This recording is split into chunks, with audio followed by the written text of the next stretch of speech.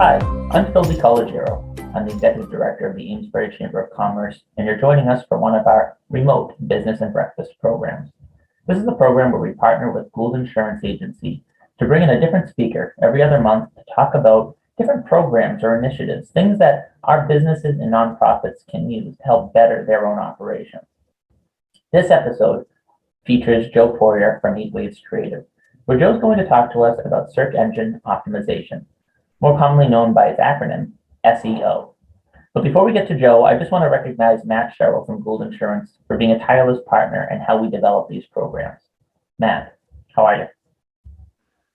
Hi, I'm Hat Seo with Gould Insurance Agency, and I want to welcome everyone to our Business and Breakfast series. Well, Gould Insurance has been fortunate to work with many of our business owners to ensure all their insurance needs are met.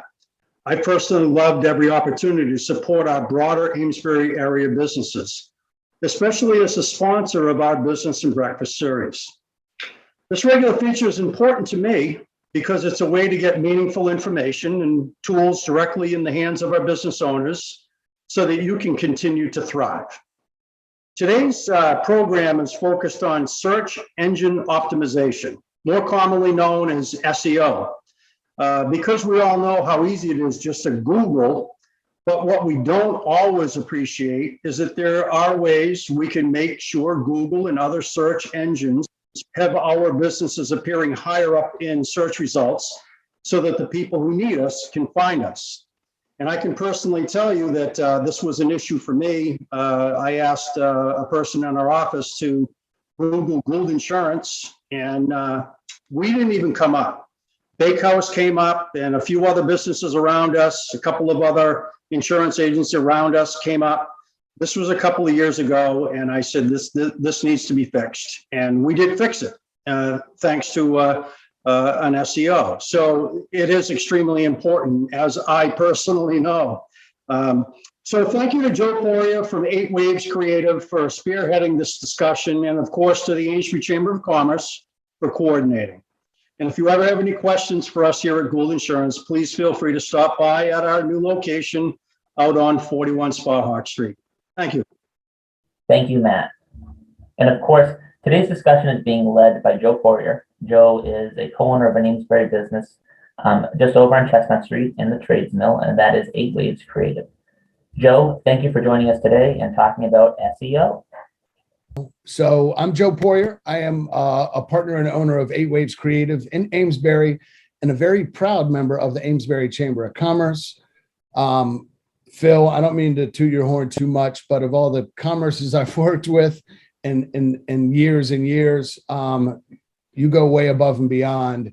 And your care and your passion for local businesses is pretty awesome. So thank you much for that. So again, I'm Joe Poirier. And we're going to talk about today are some basics about SEO. I feel like everyone here has at least a mild understanding of what SEO is, right? And SEO is how the world of Google, and I use Google as a blanket term because as you guys know, Google owns the world, right? So all search engines, Google, Yahoo, Bing, and there are others. And SEO is the active practice of optimizing website by improving internal and external aspects. So when someone searches for your business or a like term of your business, if you're a florist and they search for flower shop near me, Google immediately takes into account, does a million things in a millisecond, searches the web. So they see on-site SEO, what's happening on your site. They see off-site, which is what others say about you. And they also look at technical SEO. Technical SEO is just that. It's a bit technical, so we're not going to tackle that monster today, but we're going to talk about on-site and off-site SEO that you can put into play yourself. And we'll just hop right in that. So I'll be honest, when I pulled these stats and I look at them a lot, these are actually low. I guess these were low. So businesses that have an online presence grow 48% faster than those that don't. I would have guessed that was even more extreme, and that was 2019. 89% of internet users use search engines. I would have guessed closer to 100, right? And then 72% of searchers stop within the top 10 search results because they get their answer, right? So what we're looking to do with SEO is, of course, increase traffic, increase conversions and sales. So where to start? So I'm going to give you a tool that developers use that's very user-friendly. And again, I'm going to send this PowerPoint out probably immediately after the meeting, Phil, if you want to give me an email list, or I'll send it to you. iWebcheck.com. So as a developer, we usually have a paid service, but if you're a one-off, if you're an owner of a business, you can do a free trial report, run a full report. It'll be good for you. I bet you can work on items in the results of that report for the next 6 months to a year. So there'll be a lot of good information on there. And actually up top here, I write Google Analytics. So let me just ask, does everybody have analytics on their website?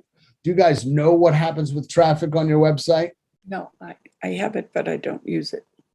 Okay, so the fact that you have it is superb. Probably 50 to 60% of the people that call us first day, they never had analytics. What's great is that at least with it, you're capturing data so that one day you can go back and look at it. So nothing you need to do daily with analytics, but listen, if you can't measure something, you can't improve upon it, right? So great. And who was that said that, by the way? Oh, me? Yes, I'm sorry. I forget about it too. So the fact that you have it, it's great. If not, listen, Google Analytics is a free tool. Google it and you'll find the tool. You can put it on your site for free, right? The website analysis overall is going to show you whether or not you have analytics, but it's going to talk about your search engine friendliness. I'm going to show you some example screens of what that report looks like, how you can interact with it, and how you can make a plan to make things better. So again, some of the platforms I show you today are free trials and start off free. All of them are great softwares to stay free. No need to go to an upgraded. They're going to try to sell you on, it's software as a service, right? They're going to try to sell you on it. But for 9 out of 10 of our clients, they can use the free software. So stick with free. So that iWebcheck is going to give you a screen, something like this. It's going to give you an overall score report. Don't be alarmed if you're at 40 or 50% out of 100, because you're right in with the masses. You're right in with your competitors. I guarantee they're about the same. If you wanted to compare to other websites, all you do in the report is put in the URL, so you can actually search a competitor's website and see how they're optimized. A competitive analysis and always looking at your competition is important. In that report, they're going to show you top priorities. So some of these items are technical items, and depending upon your skills, skip right over the technical items and look for things that you can improve on. So adding keyword-rich quality content, that's pretty self-explanatory. If you're a florist, you need more content. If this was your report, you need more content on flowers, plants, etc. Looking at some of these, adding text or images to all links, be consistent with keywords, pretty typical stuff, right? These are things that you can start to do. That same report gives you a little bit of social feedback also. It might tell you to engage your fans more on Facebook. Engaging, as you guys probably know, maybe it's asking questions, but having a conversation with your audience. As people respond and engage with you on social media, it actually helps your search engine optimization. All right. So that's the next page of the report. Then within the report, items a little bit more technical, but what's great about iWebcheck is they're going to give you links to explanations and solutions. So when it comes to a description meta tag and you're getting a big red X, there's no description. Either Google what a meta tag is. I'll be honest with you, a lot of these things are simpler than most people think. And within this report, they're going to give you links to your answers, right? So good stuff within iWebcheck. Again, we'll send this out so you have the link. Also in the report, they're going to show you keyword density and consistency, all right? I'll explain this to you. And I ran this report and got rid of the attorney's name. So what they want, if they are a let's use business law. If they're primarily a business law office, Their top keywords should be business law, and then there should be good count. That should be the name business law should be in a title on a page. It should be in descriptive text on the page. It should be a header in a paragraph. It should have an alt attribute, which is an attribute next to an image. When you upload an image to your site, your website's going to ask you for a description of it. Say it's a business law image. And then lastly, have that term in bold. So if they had business law and had check marks across all of these, you know they're doing some successful SEO for that keyword. You know, Joe, I have to say that at the chamber, I'm not consistent at all with doing the like the text for photos, especially. So I know that's probably something that I don't leave this meeting right now, actually, or when it's over, and come back through the photos I load up on my website, because I just keyed in our URL site, and that was the report came back. So it's a tool. It is a cool tool, and as you see with this person, this is all accidental, right? This is, you can tell they haven't done any SEO, so these words just happen to show up the most on their site naturally, right? So organically, these things are just happening. But you know, who wants to target the word more, right? And more is their 1, 2, 3, 4, 5, 6th most popular keyword on the site. You know, they want to start concentrating on real estate law and have these check boxes here. Any questions about this page? It's when you run the iWeb check, again, there's going to be links here with information for you, but any immediate questions, you can just holler out. Awesome.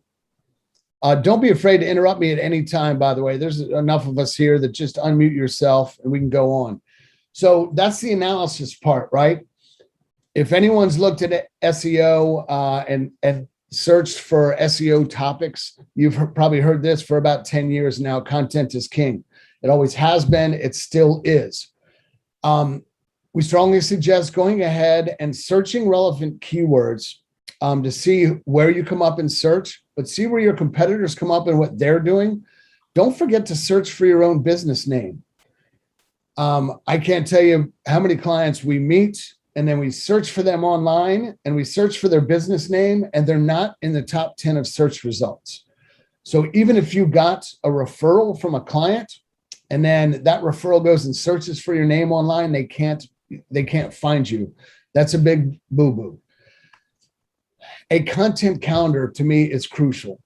So if you decide once a month, once a quarter, twice a year, do something with regards to creating content for your website. If that's ideas or blog or you know, events post, whatever it is, create yourself a calendar and follow it. We can get really bogged down in perfect content, so don't handicap yourself with perfection. Write simple content, get it up on your site. Google wants new content and they'll index your new content. So just add content. We're going to talk a little bit more about keywords in a minute. On-page optimization, when you write a new blog post, for instance, about roses, make sure that that page is named appropriately. So it's florist.com/roses for sale, right? I'm going to show you more about meta tags, alt tags, and header tags, and how to understand them and add them in just a moment. And then we're also going to talk a little bit about off-site content. Because it's not just what you say about yourself, it's what the world says about you and your website. So as people are talking across the internet about your website, Google's going to hold you at a much higher level, and you'll rise in search rankings as other people talk about you online and link to you.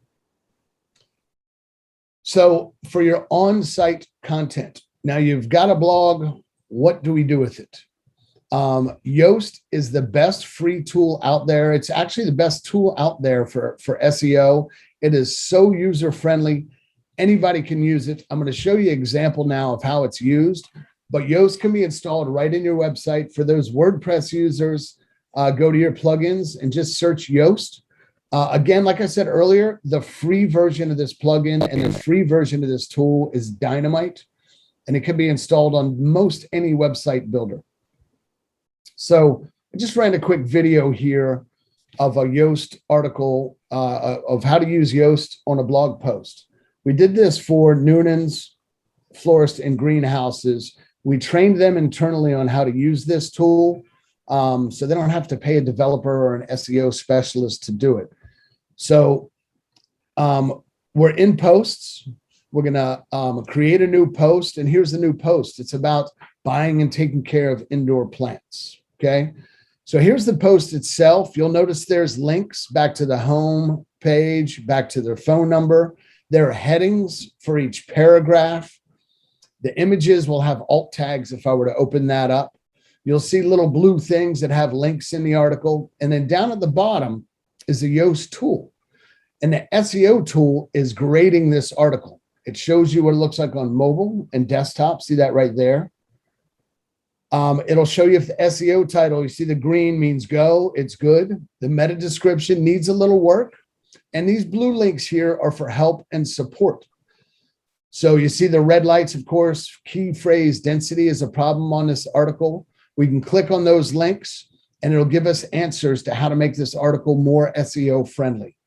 Great thing about this article, there's great outbound links to other sites and internal links to other pages on the current site. It also has a readability tool. So for those of you that get kind of stumped with how to write and what to write, this readability tool is dynamite. Google wants these blogs and pages to be easily readable. At like an 8th grade level is ideal for Google. They want simple reading. So that's how to use the Yoast tool in a nutshell. Very user-friendly and a great free tool. Go on to the next slide here. So link building. Links they matter for SEO. Links are huge for SEO. Links to Google means what are other people saying about us? Do people hold a high reputation of us? They do hold a high reputation of you when they link to your website, okay? Google also likes internal links. So as you're writing or creating a page, link to another page on the site that makes sense. So on that indoor plants article that we just looked at, there's a link over to the shop. So if you're shopping for those indoor plants, here's how to do it. And give Google a map to follow along with your website. I see a chat that just came in. Let me see. Okay, thanks, Phil. So also external links. We're going to talk a little bit more about external links and directory links in a moment, but also social links. Check out your social platforms to make sure they have the proper link to your website, as Facebook, LinkedIn, and every social platform, YouTube, links to your website. You can do that manually, right on your listings. Make sure that they're consistent. And it's a great source of building links. The more links, the better. Links, links, links. Google says that backlinks and links to your website are top 3 in ranking factors. Yet 66% of website pages don't have any. So make sure that we have backlinks. Promoting your website to get backlinks. If you're a florist and you have a nursery provider, do an article on their website with a link back to your website. So is there someone in your industry, and maybe it's a parallel industry, that you can write blog posts for? They're going to be happy about it. Your website's going to be happy about it because there's a link back to your website. Anytime you do press releases, social bookmarking, you can even leave blog comments on other blogs that link back to your site. These are great ways to have backlinks to your site and a manual process. Again, slow and steady wins the race. So if you come up with your content calendar that we created about, come up with a link building 15 minutes on your calendar. I would treat it like your biggest appointment of the week and just spend 15 minutes to create a link somewhere back to your website. Easy peasy and done. All right. So those are some ideas to promoting your site from other sites and creating backlinks to your site. I got a lot more on this, and that's directory listings. So directory listings are gigantic, and they're great free ways of creating backlinks. But here's what I implore you to do is create a standard listing. So it's amesburychamberofcommerce.com. The address has to be exactly the same. If you abbreviate street, leave it as abbreviated on all of your listings. When Google, when somebody does a search and Google does its algorithm and immediately checks millions of other sites, if there's inconsistent information on Yelp, as opposed to Google, as opposed to Facebook, it's going to be a negative grade for you. So make sure they're exactly the same. Have your hours and information the same. Keep it free. I'm going to show you a list. As a matter of fact, I'll send you guys this list to a HubSpot blog that has 50 business directories. Again, put it on your calendar for 15 minutes. Go to one of these directory listings and make sure it's consistent, and then keep yourself a list. If you're a business that never changes its hours or information, you do this once and you're done. If you're a business that constantly changes their information, maybe it's hours of operation that you change monthly, you might want to look at a paid software where you can go one place, correct your listing, and they'll push it out to all the directories. Yext is a decent one, but they're not cheap. Sometimes they run as much as $1,000 a year, okay? But if you can do it once and leave it all the same, do it. If you're only updating your listings once or twice a year, just have that list ready and remind yourself, hey, we just changed our hours. Let's change them on our website, on Google, and let's change our directory listings. They have to be consistent. It is a huge negative effect when you have inconsistent information online. I do want to get out of this, and I want to show you one more thing. I want to talk a little bit more about directory listings and the best directory listings. So give me just a second. I'll get rid of this. And we're going to talk about Google My Business. It is the best backlink to your site. It is the best way to communicate with Google and create a conversation with Google that's inexpensive for you. And it's just fantastic. So if I just searched, I happen to be in Newburyport right now.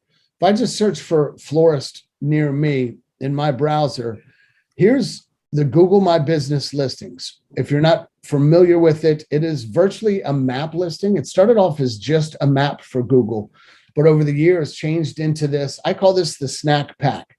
It's the top 3 listings for my search in Google's map listing.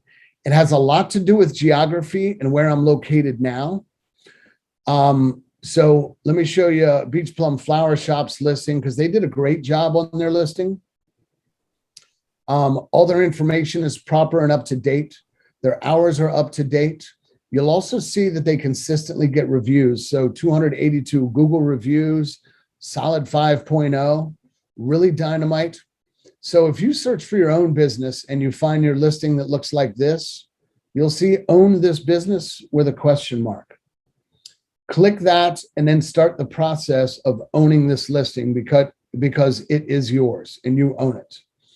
Once you own it, you'll have a Google My Business page and account just like this. Joe, Yeah, go ahead, Phil. so you're not shared right now, the screen that you're looking at? Thanks, Phil. No problem.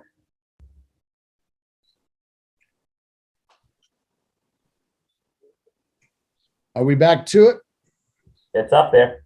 Great. I'll back up real quick. I'll summarize real quick. So florist near me, here's the snack pack of Google My Business listings. Again, originally a map. Here's the top 3, and I can actually go down, hit all, and get like the top 10 or 20 that are near me. Going back to Beach Plum Flower Shop, they did a great job with their Google listing. They keep service options updated. They keep their hours updated. And again, if you search for your business and you see own this business, Click it. It'll start you with a process of verifying your business by email, by mailing you, snail mail, a postcard with a code, and then make sure you have ownership of this listing. Do not, and I repeat, do not authorize anyone else to own this listing. Whether it be a marketing company, your brother-in-law, a cousin, make sure that you as the business owner, or maybe there's general manager, somebody internally owns this listing with an internal email address. So it's, info@yourcompany.com. I see these things get lost all the time. If somebody gets fired or they move on to a new marketing company, and it is a horrible process to gain this listing back under ownership to change it. So go through that process. Once you do, we'll take a look at Restaurante Molise. I'm sorry, this might make some of you hungry as it does me. Even at 8:30 in the morning, I could go for a bowl of Molise's pasta. So once you get your listing, it'll look just like this. It'll give you options for adding photos. It will also give you the opportunity to engage with customers through reviews. So as people review you online and you own your Google My Business listing, you'll see that people are leaving verbal reviews. So this one, delicious, authentic Italian. And then the owner gets notified and can comment back and reply back to that listing. What's great is this becomes like a social media page now. There's not a conversation going on, but they get notified as you respond and say, thank you, see you next time, hey, we're blushing. So make sure your Google My Business page, and listen, this is industry agnostic. So find or create your Google My Business listing because it's of huge value to you. Yeah, go ahead. I see a hand. Yes. Joe, what if you're not a brick and mortar store, work out of my house? I have a post office box address. I may not want to put my home address where I work. Does this still apply to me? I'd still like to get some of this information. That is a great question, and it certainly does. So when you create your listing, there's going to be a list of questions that they ask you, and you do not have to put your address public. If you're a brick and mortar, of course you would, right? If you're not a brick and mortar, they'll ask you what area you service. That could be national, and that's fine. So you serve a national audience. They will ask you for a mailing address, but there's a little box that will say keep it hidden. But I could put my post office box. Your post office, yes. I would probably suggest so what started happening is an electrician. Get junk mail then, I guess. Yeah. Well, say I'm an electrician in Lowell and I want to do more business in Newburyport. What used to happen is that electrician could open a PO box in Newburyport and say they had a Newburyport location and try to fool Google. That happened for a short term. So now PO boxes or shared addresses throw up a red flag. I would probably still do your home address, but you can click hidden, and that's fine. All right. Either way, and you're an author and writer, correct? I'm a publisher. Publisher, great. So great. I do some writing. I mean, they're mostly my projects. Awesome. So it's going to ask you, what area do you service? Hey, yep. I serve the world, right? That's fantastic. And they'll just ask you for a home location that can be hidden. Yep. And what's great about it is that, you can come back to this and share this link with others. So as people, as you do a good job for your clients, you can always ask them, hey, here's a link to my Google listing. I'd love some feedback and a review from you. And then you'll own this listing just like this. So one thing that people often forget is that Google My Business is now a social network. So there's regular posts. I would never post as frequently as you would on Facebook or LinkedIn or YouTube. However, at least once a month. And this is not as much for your audience as it is talking to Google, saying we're still alive and well here and everything's going well. So once a month is fine with an update to Google.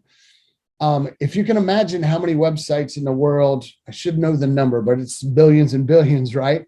Imagine how many of those are websites that people kind of gave up on, their business closed, and they just left up there. So Google, of course, starts hiding those as no action happens. This is a way of telling Google, hey, still got action going on here. So you can just duplicate really a Facebook or a LinkedIn post and have it here in your posts. Of course, your info, if you're a restaurant, you could do menus. There's always insights here as far as how many people are, how many times you're appearing in search and where people find you. Of course, your reviews we talked about. How many calls you get.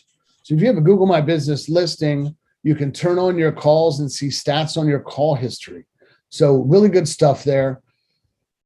We kind of looked at that one there. What's great about this is here's restaurants in Amesbury, Mass. And as you have a really good Google listing, there's Molise right up top, right? They're not getting caught in the crowd there. So these three get clicked the most. Three fantastic restaurants. Phil, thanks for your efforts with Amesbury and the restaurant scene, because they're getting a ton of traffic. It's really great, especially these top three. In this search, by the way, you'll also notice Tripadvisor. These are directory listings also. So again, as you do a search for your business name or your industry, this is a way of finding more and more directory listings. HubSpot has a great list of 50 online directories. These are free. Here's the catch. When you put a new listing, say it's on Yelp, or it can be an industry specific directory also, by the way. So for publishers, I know you have publisher industry information where they have lists. Those lists will try to sell you. But go ahead. Their backlink from these directories is very valuable. But keep in mind, you're going to be spammed for a little bit, probably get a couple of calls. Just say, no, it's not a good time, or listen to their offers. I'm not a huge fan of paid listings and paid softwares, even if they're $10 a month, kind of like your maybe other things you purchase that are just a few dollars a month. It doesn't seem like much, but you forget about it, and all of a sudden you got $500 of monthly services that you don't know what they're for. So keep with the free ones. Again, Thumbtack's a great one, by the way. They're going to reach out to you. Yellow Book's great. Super Pages. Here are 50 listings where you can get found. I just Googled my business a few minutes ago while you were talking, and I came up as number 2nd, and then the following 8 after that were all my name with parts of my website. Awesome. And I don't do all that much, but I must have lots of good keywords in there. That is great. And those are directories. So make sure you check out those directories and how your listing is so you can keep specific. I do also want to really recommend to everyone, you'll notice this now, my new search screen, you can see my black heading, right? It's black. I am now in an incognito window. So in Chrome, it's as easy as this: File and New Incognito Window. An incognito window is now you're unknown to Google who you are. So sometimes people will search in their industry and they'll go, oh, we're number 1 in search. Well, Google's given that result back to you because you've responded favorably to your own listing. You've clicked your own website a bunch of times. So Google thinks, okay, that's what this person's looking for. So make sure to search either in an incognito window or clear your cache so that there's no history of what you've been searching for. In Safari, it's open private window. Exactly. There you go. Private window. I would also suggest in Safari too, clearing cache. Another great tool to start you off is Sem Rush. So Sem Rush, I'll be straightforward with you, exorbitantly expensive, but you can use their tool free for 30 days. It's going to pull rankings for you and for your competitors on an unbiased view. So really good stuff there. Moz is great too. Sem Rush and Moz. Reliable information you can depend on. Great content. Just don't get logged into pricing. I would talk to an SEO specialist that you know personally, or you can just have a conversation with before you end up paying for any of these tools. So that's that there. See what I have remaining. I'm going to stop share for just a moment, and we'll close out with one more screen here. Phil, we're okay on time. I'm just going to open up for a couple of questions, and we'll go right here. So we talked a lot about directory listings. Again, I'll send you this to give you a couple of good links for more information. SEO is huge. It's not just effective. And I'll tell you, so few people in your industry and your competitors are doing it. And learning it, being a novice at it, and doing little things to boost are going to be better than a lot of what your competition's doing. So we talked about analysis with iWebCheck. Great way to start. Create a content calendar.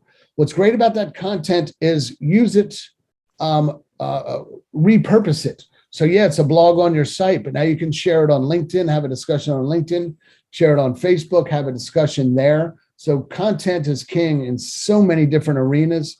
And then links.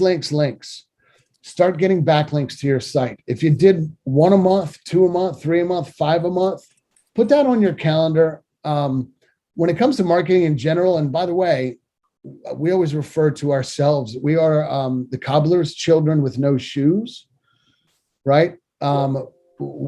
We don't do our own marketing very well either. So I'm in the same boat with you guys. Doesn't it seem that marketing kind of falls down the totem pole and then it becomes forgotten? So when we want to get things done for our own company, we get it on our calendar, then we treat it like the most important appointment of the week. And it's the best client we ever had. That's how important that time has to be, because guess what? It may very well lead to the best client you ever had.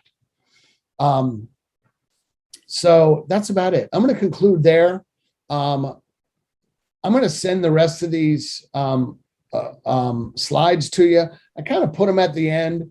They're fun stats, fun statistics about mobile SEO, more fun stats and links, some things about video, but I felt I should stop it about right now.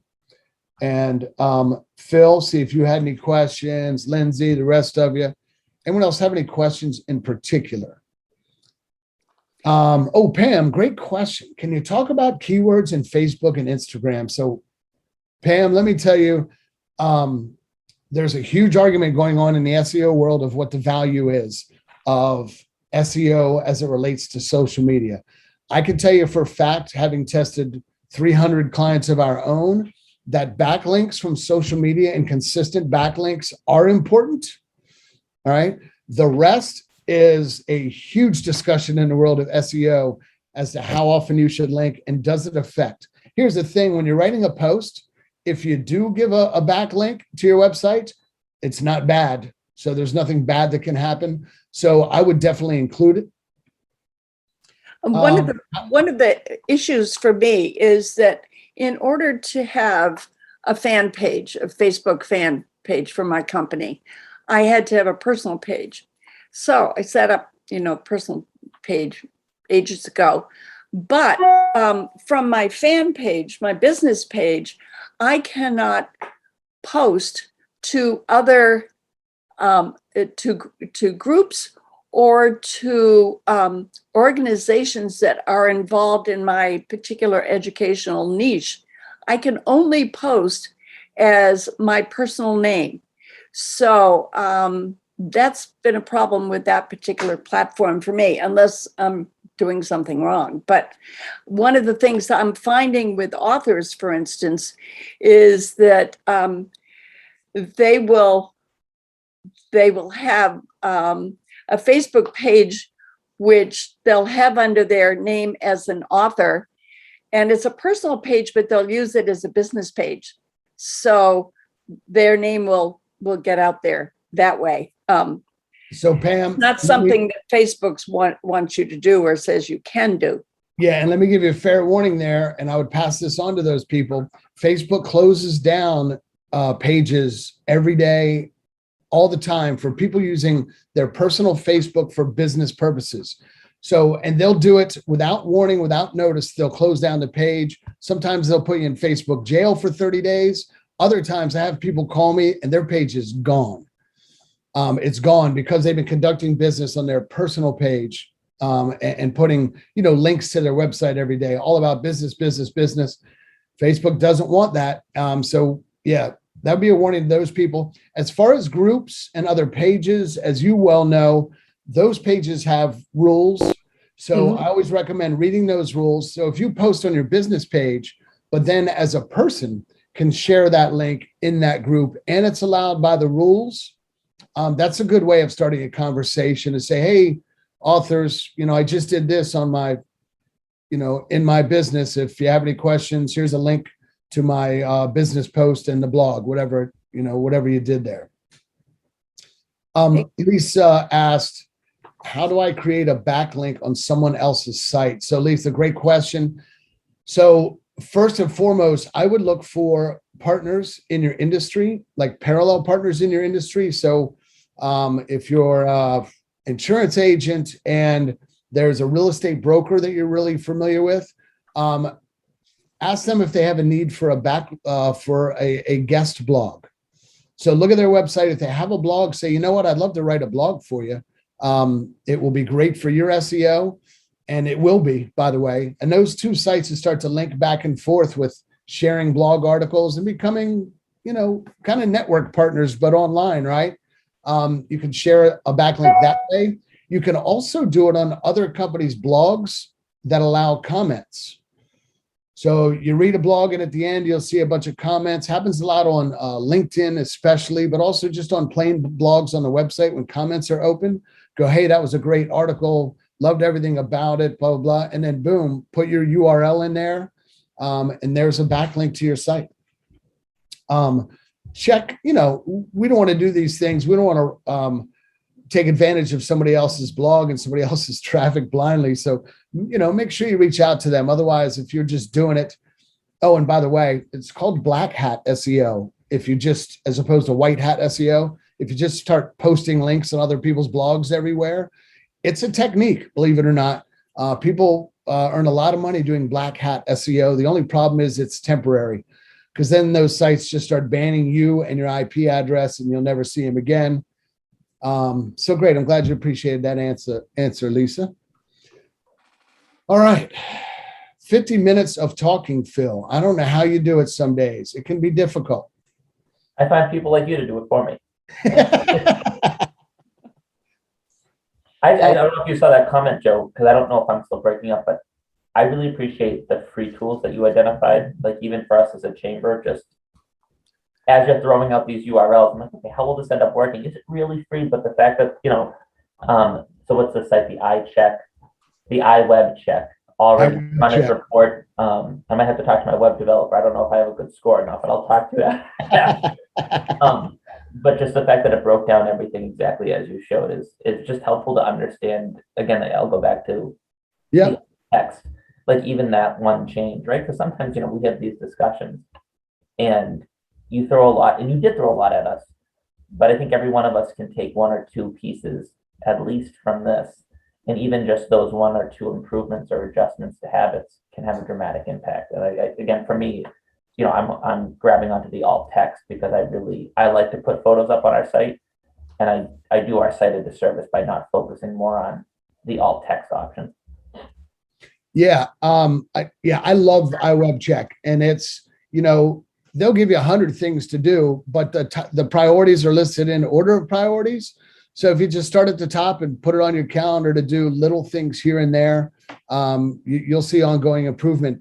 Phil, as you know, we work for some clients. We do 1 hour of work a month, and we use iWeb check. We just have a pro plan and a paid plan because we have so many reports we run, but otherwise it's virtually the same. A lot of our clients, we just do 1 hour a month.